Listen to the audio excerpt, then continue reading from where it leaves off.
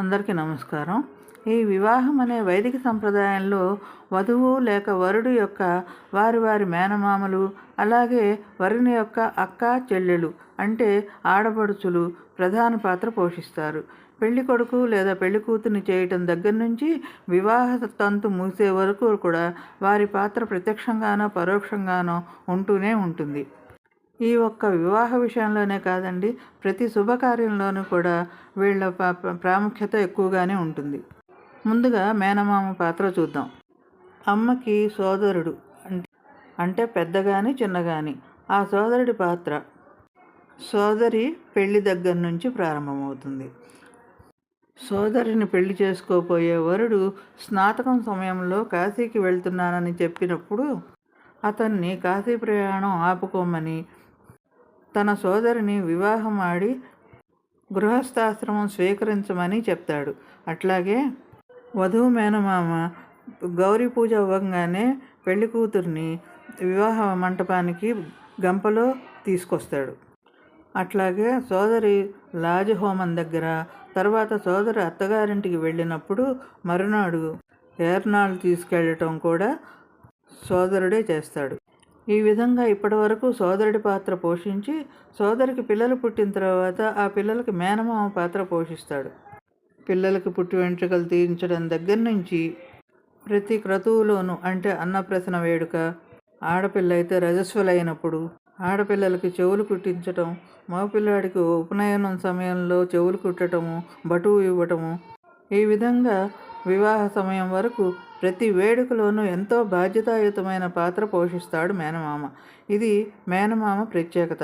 ఈ విధమైన ఆచారం ద్వారా తల్లి తరఫు పుట్టింటి వాళ్ళకి దక్కిన గౌరవ మర్యాదలకు ఎంతో తృప్తి పడుతుంది.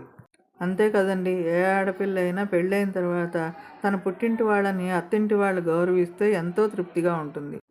ఈ విధంగా మేనమామ ద్వారా తల్లి పుట్టింటి వారితో బంధం కలకాలం సాగుతుంది. ఇకపోతే ఆడపడుచు ప్రాధాన్యత చూద్దాం. సోదరుడి ఉపనయనం సమయంలో దొంగ భోజనం చేయటం దగ్గర నుంచి పెళ్లిలో మంగళ స్నానం చేయించటం, పెళ్లి కొడుకుని చేయించటం, బాసికం కట్టడము, హారతులు ఇవ్వటము, ఇలా ఎన్నో విషయాల్లో ప్రధాన పాత్ర పోషిస్తుంది. మన హైందవ సాంప్రదాయాలన్నీ కూడా దూరదృష్టితో మొదలయ్యాయి. వివాహంతో ఆడపిల్లకు పుట్టింటి అనుబంధం, హక్కు తెగిపోతాయని కొందరు భావించటం నిజం. ఈ మనోభావాన్ని గుర్తెరిగిన పెద్దలు ఆడపడుచు స్థానాన్ని ఆచారపూర్వకంగా భద్రపరిచారు.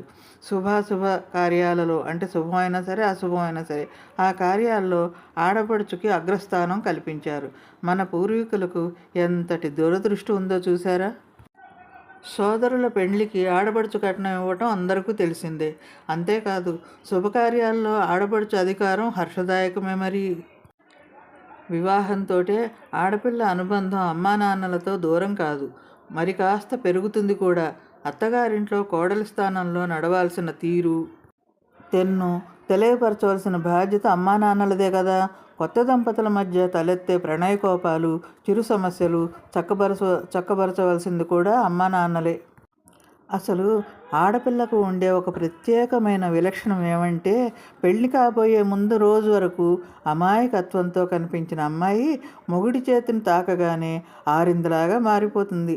ఒక్క రోజులోనే అనుభవజ్ఞురాలైపోతుంది.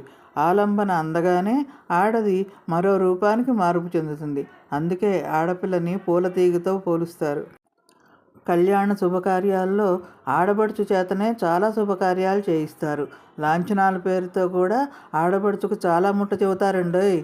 పెళ్లి కొడుకును చేసిన దగ్గర నుంచి గర్భాధాన కార్యక్రమం వరకు అల్లుడు కూతురు ఇద్దరూ అన్ని వ్యవహారాలు చూడటం పరిపాటే కదా. ఇంతకీ ఈ సంప్రదాయాన్ని పూర్వీకులు ఎందుకు పెట్టారు? దీనిలోని అంతరార్థం ఏమిటి అనేది తెలుసుకుందాం. ఆడపిల్లకు పెళ్లి చేసి బాధ్యతలు దులిపేసుకొని చేతులు కడుక్కునే మనుషులు ఎందరో ఉన్నారు. ఆడపిల్ల అంటే అక్కడి పిల్ల అని, మగపిల్లవాడు అంటే మన పిల్లవాడు అనుకునే ఛాందసులు కూడా ఉన్నారు. వాకిలికి పచ్చతోరణం కట్టడం దగ్గర నుంచి వరునికి కళ్యాణ తిలకం దిద్దే వరకు, పెళ్లిపీటల మీదకు వరుణిని తీసుకెళ్లటం వరకు, తలంబ్రాలు పోయించే వరకు ఆడపడుచుదే అధికారమంతా. చూడండి, ఆడపిల్ల ఇవన్నీ చేస్తుంది అంటే ఆడపిల్లకి పుట్టింటి మీద అంత మక్కువ. ఆడపిల్ల ఎంత శ్రీమంతుల ఇంటికి కోడలైనా, భర్త మీద తనకెంత మమతానురాగాలున్నా, తానెంత స్థితిపరురాలైనా పుట్టింటి వారి అభిమానం కోసం, పుట్టింటి కానుకల కోసం ఆశపడటం అనేది సహజం కదండి. ఏ కారణం చేతనైనా అన్నదమ్ములు ఆడపడుచును అలక్ష్యం చేస్తారేమో, అవమానపరుస్తారేమోనని పూర్వీకులు ముందుగా ఆలోచించి శుభకార్యాలలో ఆడపడుచు అవసరాన్ని కల్పించారు. సాంప్రదాయాల్లోని సంస్కారం ఇదే మరి. అందుకే ఆడపిల్లను పుట్టింటి మహాలక్ష్మి అంటారు, మెట్టినింటి గృహలక్ష్మి అని కూడా అంటారు. ఇదండి ఆడపిల్లకి మేనమామకి ఉన్న ప్రత్యేకత. మరో ఎపిసోడ్లో మళ్ళీ కలుద్దాం.